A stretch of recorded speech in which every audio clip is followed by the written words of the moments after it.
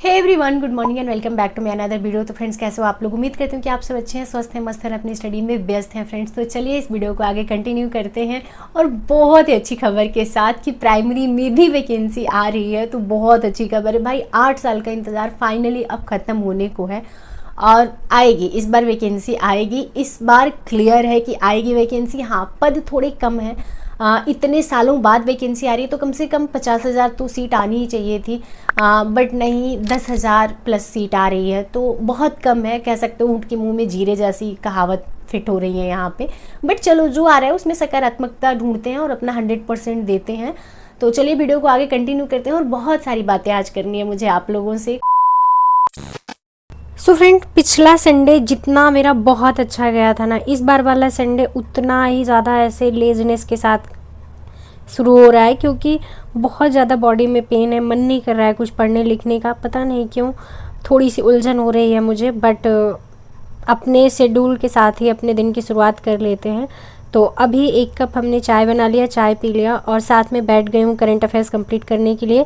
आज कुछ रिवीजन मैं कर रही हूँ, क्योंकि नया कुछ पढ़ने का मेरा मन नहीं कर रहा था, तो जो पुराना था उसका मैं अच्छे से रिवाइज करती जा रही हूँ। और साथ में मैगज़ीन की भी हेल्प ले रही हूँ मैं, क्योंकि जब मैं पढ़ती हूँ मैगज़ीन तो वहाँ पे भी पॉइंट आउट करती जाती हूँ, तो दिमाग में रहता है कि किस पेज पे क्या है।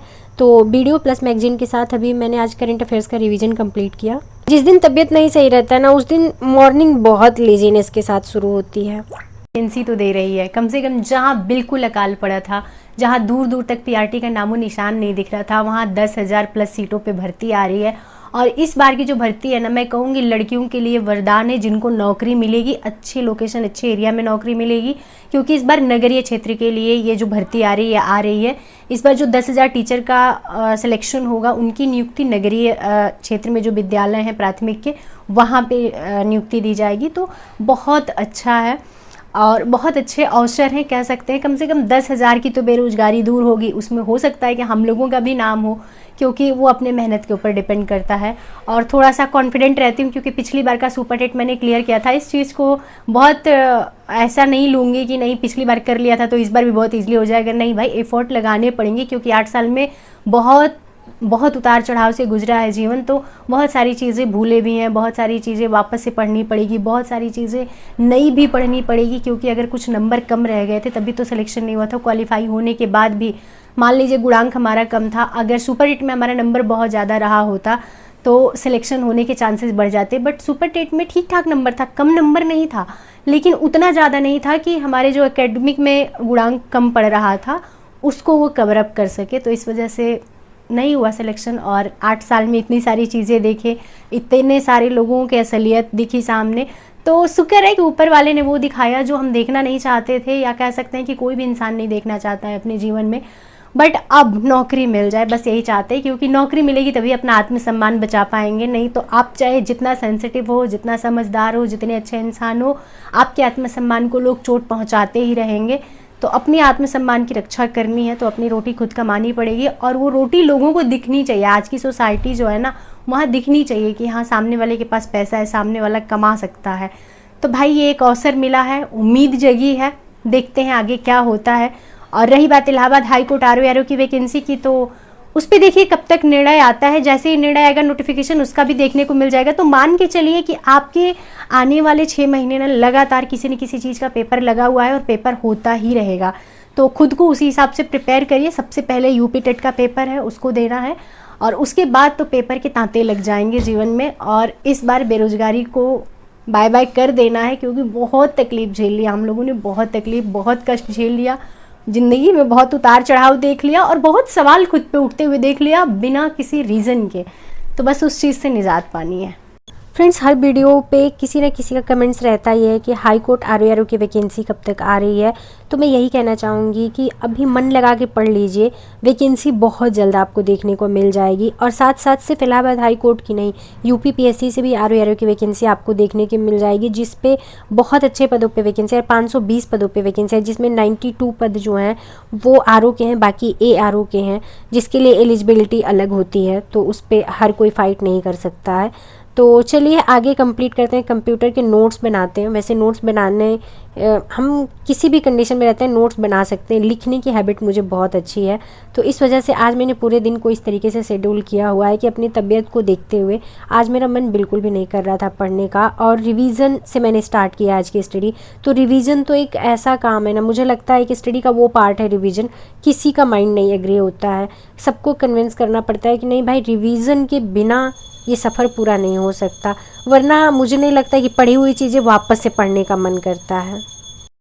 जब मैं 4th या 5th क्लास में पढ़ती थी, जब सिचुएशन को थोड़ा सा समझने के लायक हो गई थी ना, तो मुझे ऐसे लगता था कि जब मैं बड़ी हो जाऊंगी तो सारी समस्याएं मेरी ज़िंदगी की ख़त्म हो जाएगी, क्योंकि मैं बहुत समझदार हो जाऊंगी और लोग मुझे बड़ा समझने लगेंगे कि नहीं अब बड़ी हो गई है, इसकी बात की भी वैल्यू है। बट मुझे नहीं पता था यार कि मेरा अस्तित्व इतना कमज़ोर पड़ जाएगा लोगों के आगे कि क्योंकि ये देश पुरुष प्रधान है। यहाँ महिलाएं अगर कमज़ोर हैं, रो रही हैं, परेशान हैं, तो वो ये कहलाते हैं कि अरे औरत है, कमज़ोर है, ये क्या ही कर सकती है, इससे नहीं कुछ होगा। और अगर आप स्ट्रांगली अपना पॉइंट ऑफ व्यू रखते हो, आप अपने सेल्फ रिस्पेक्ट की बात करते हो, तो आप बहुत मुंह चलाते हो, बहुत बदतमीज़ हो, बहुत घमंडी हो, इस तरीके से लोगों से नवाजे जाते हो आप। तो समझ नहीं आता भाई सोसाइटी चाहती क्या है। क्या हम औरतों का, हम लड़कियों का कोई मान सम्मान नहीं होता, कोई आत्मसम्मान नहीं होता? क्या हमें चीज़ें बुरी नहीं लगती? तो ये सिचुएशन में ऐसे मैं फंस चुकी हूँ ना कि मुझे सच में नहीं समझ आता, और ये मेरा दुर्भाग्य कह लीजिए कि मेरे आसपास जितने लोग हैं, किसी ने ये मुझे नहीं फील कराया कि तुम महिला हो तो तुम्हारा भी कोई ओपिनियन हो सकता है। सब ने यही फील कराया कि तुम लड़की हो, तुम्हें नहीं बोलना चाहिए, तुम्हें चुप रहना चाहिए। और मुझे ये नहीं समझ आता कि अगर मेरी कहीं गलती हो तो मैं चुप रहूं। बिना गलती के भी लोगों ने हमेशा मुझे यही सजेशन दिया, यही राय दिया कि तुम्हें चुप रहना चाहिए। तो अब तो इस कदर इन सब चीज़ों से नफरत हो गई है ना कि लगता है कि इस दुनिया में भाई कोई समझने वाला नहीं है, और किसी से अपनी बातें मत कहो। कितना भी खास इंसान है, अगर उससे अपनी आप कमजोरी बता देते हो, स्पेशली कि आपको जीवन में इस चीज़ का कष्ट है, तो इंसान उसी पे प्रहार करता है, चाहे अपना हो या पराया हो, उसी पे प्रहार करता है। तो ये बहुत कष्ट देता है ये सब चीज़ें, और पता नहीं कब ये चीज़ें ज़िंदगी से दूर होगी। अभी तक मैं ये सोच रही थी कि चलो बड़ी हो जाऊंगी तो इस प्रॉब्लम से निजात मिल जाएगी मुझे। अब लगता है कि नौकरी मिल जाएगी तो इस प्रॉब्लम से निजात मिल जाएगी। लेकिन अब थोड़ा थोड़ा डाउट अपने थॉट पे होने लगा है कि बड़े होने के बाद भी कोई प्रॉब्लम सॉल्व नहीं हुआ, जबकि अपना काम हम खुद से करते हैं, फिर भी हम कमज़ोर कहलाते हैं। और लड़कियों इसलिए चुप रहो, गलत को भी सह लो, चुप रहो। तो मुझे समझ नहीं आता कि कल को नौकरी पा जाएंगी तो लोग ये कहेंगे कि नौकरी का घमंड हो गया, इसको पैसा कमाने लगी है इसलिए इतना बोलती है। तो ये प्रॉब्लम कभी सॉल्व होगी या ये जब सांस बंद होगी तभी जाएगी साथ में? कुछ नहीं समझ आता। फ्रेंड्स, ऐसे कमेंट्स हमारे यूट्यूब जर्नी की लाइफ लाइन है। आप लोगों की सकारात्मकता, आप लोगों की पॉजिटिविटी मुझे मोटिवेट करती है इस जर्नी को आगे कंटिन्यू करने के लिए। बहुत हिम्मत मिलती है आप लोगों के कमेंट से, तो प्लीज़ ऐसे कमेंट ज़रूर किया करिए। बहुत शुक्रगुजार हूँ मैं आप सबका कि इस जर्नी में आप सब ने निस्वार्थ रूप से मेरा साथ दिया।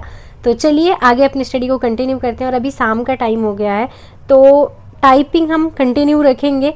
कई बार ऐसे लगता है ना कि जो पेपर पहले होना है उसकी प्रिपरेशन करते हैं, बट नहीं, टाइपिंग बीच में ब्रेक नहीं कर सकते। अगर टाइपिंग बीच में ब्रेक कर देंगे ना तो जितना हमने पीछे मेहनत किया है 2-2.5 महीने वो सब व्यर्थ हो जाएगा। तो उसको ब्रेक नहीं करना है। पेपर हमारा चाहे जो भी लगा रहेगा, हमें इसको कंटिन्यू रखना ही रखना है।